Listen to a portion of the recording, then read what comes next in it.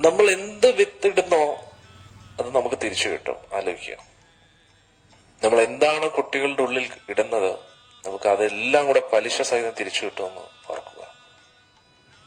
ഇതെല്ലാം നമ്മൾ ഒരു എഫേർട്സും അവരെ നന്മയുടെ പാതയിൽ കൊണ്ടുവരാൻ വേണ്ടി ഇടുന്നില്ല എങ്കിൽ ഇതെല്ലാം നമുക്ക് തിരിച്ചു വിനയാകുമെന്ന് നമ്മൾ മനസ്സിലാക്കുക.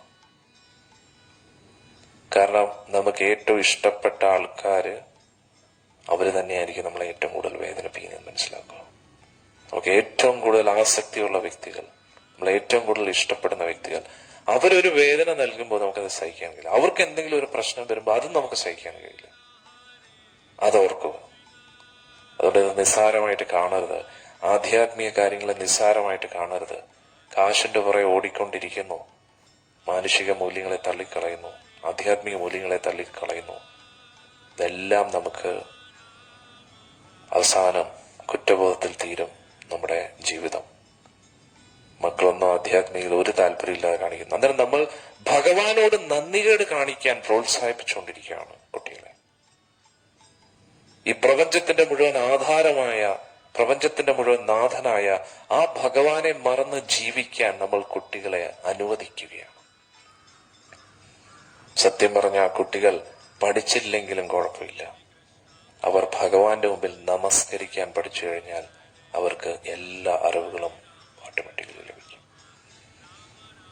ഭഗവാന്റെ മുമ്പിൽ നമസ്കരിക്കാൻ താല്പര്യമില്ല, ജപിക്കാൻ താല്പര്യമില്ല, ഭഗവാന്റെ തത്വങ്ങൾ മനസ്സിലാക്കാത്ത കുട്ടികൾ എന്ത് പഠിക്കാനാണ്? പഠിച്ചാലും അവരിൽ നിന്ന് എന്ത് പ്രതീക്ഷിക്കാനാണ്? അവർക്ക് ആരോടും ഒരു സ്നേഹമോ ദയയോ കാരുണ്യമോ ഒന്നും കാണത്തില്ല. ഇന്ന് എല്ലാവരും ജന്മം നൽകുന്നത് മെഷീനുകളെയാണ്. മെഷീന്റെ പ്രത്യേകത എന്താ? ആരോടും ഒരു വികാരം ഒന്നുമില്ല, മനുഷ്യത്വം എന്ന് പറഞ്ഞൊരു സാധനം കാണത്തില്ല എന്നുള്ള. അവർക്ക് അന്നരം തോന്നുന്ന കാര്യങ്ങൾ അത് പ്രോഗ്രാം ചെയ്ത് വെച്ചതുപോലെ കാശിന് കാശ്, സുഖത്തിന് സുഖം, അങ്ങനെയുള്ള ഒരു തലമുറയാണ് ഇപ്പോൾ. മെഷീനെ പോലെയാണ്, യന്ത്രം പോലെയാണ്. അതുകൊണ്ട് ദയവ് ഇത് മനസ്സിലാക്കൂ. നിങ്ങൾക്ക് തന്നെ വലിയൊരു കുഴി പണിഞ്ഞുകൊണ്ടിരിക്കുകയാണ്. കാരണം നിങ്ങൾ വളരെ കഷ്ടപ്പെട്ട് അധ്വാനിച്ച് നിങ്ങളുടെ മക്കളെ വളർത്തുകയാണ്, അവർക്ക് വേണ്ടുന്ന എല്ലാ സുഖ സൗകര്യങ്ങളും കൊടുക്കുകയാണ്. പക്ഷെ അവരെ വാച്ച് ചെയ്യേണ്ട ഉത്തരവാദിത്വം നിങ്ങളുടേതാണ്. അവരേത് ദിശയിലേക്കാണ് പോകുന്നത് എന്ന് നിങ്ങൾ എപ്പോഴും ചെക്ക് ചെയ്യണം. എത്രത്തോളം നിങ്ങൾ അവരെ ഭഗവാനിൽ നിന്ന് അകറ്റുന്നോ അത്രത്തോളം വലിയ പ്രശ്നങ്ങൾ നിങ്ങളെ തേടി വരും എന്ന് നിങ്ങൾ മനസ്സിലാക്കുക. കുട്ടികൾക്കും പ്രശ്നമാണ്, നിങ്ങൾക്കും പ്രശ്നമാണ്. എത്രത്തോളം അവർ ഭഗവത് ചിന്തയിൽ ജീവിക്കുന്നുവോ അത്രത്തോളം അവർ സത്സ്വഭാവികളായിട്ട് മാറും. വേറെ ഒന്നിനെ കുറിച്ച് നിങ്ങൾ പേടിക്കേണ്ട. അവർ ഏത് മേഖലയിൽ പോയാലും അതിലവർ വിജയിക്കും.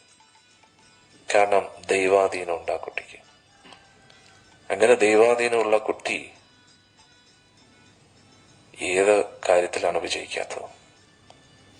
പഠിത്തത്തിലും വിജയിക്കും, നല്ലൊരു ജോലി കിട്ടും, വിവാഹ ജീവിതവും ധന്യമായിരിക്കും, അവരുടെ കുടുംബ ജീവിതവും ധന്യമായിരിക്കും.